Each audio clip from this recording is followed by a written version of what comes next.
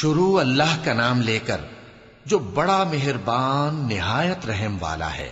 فجر کی قسم اور 10 راتوں کی اور جفت اور طاق کی اور رات کی جب رخصت ہونے لگے، اور بے شک یہ چیزیں عقل مندوں کے نزدیک قسم کھانے کے لائق ہیں، اس بات پر کہ کافروں کو ضرور عذاب ہوگا۔ کیا تم نے نہیں دیکھا کہ تمہارے پروردگار نے قوم عاد کے ساتھ کیا کیا، جو ارم کہلاتے تھے، دراز قد مانند ستونوں کے، کہ تمام ملک میں ایسے پیدا نہیں ہوئے تھے؟ اور سمود کے ساتھ کیا کیا، جو وادی قرا میں چٹانیں تراشتے تھے؟ اور فرعون کے ساتھ کیا کیا، جو خیمے اور میخیں رکھتا تھا؟ یہ لوگ ملکوں میں سرکش ہو رہے تھے، پس ان میں بہت سی خرابیاں کرتے تھے، تو تمہارے پروردگار نے ان پر عذاب کا کوڑا برسا دیا۔ بے شک تمہارا پروردگار طاق میں ہے۔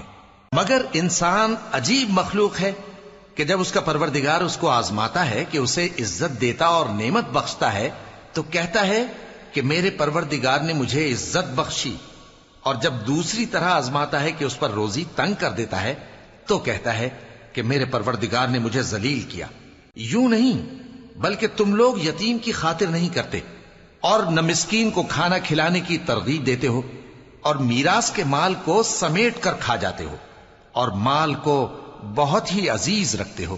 یوں نہیں، جب زمین کوٹ کوٹ کر برابر کر دی جائے گی اور تمہارا پروردگار جلوہ فرما ہوگا اور فرشتے قطار در قطار آ جائیں گے اور دوزخ اس دن سامنے لائی جائے گی، تو انسان اس دن سوچے گا، مگر اب سوچنے سے اسے فائدہ کہاں مل سکے گا؟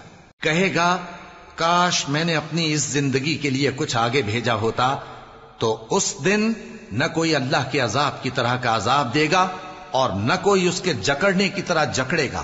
اے اطمینان والی جان، اپنے پروردگار کی طرف لوٹ چل، تو اس سے راضی، وہ تجھ سے راضی، سو تو میرے خاص بندوں میں شامل ہو جا اور میری بہشت میں داخل ہو جا۔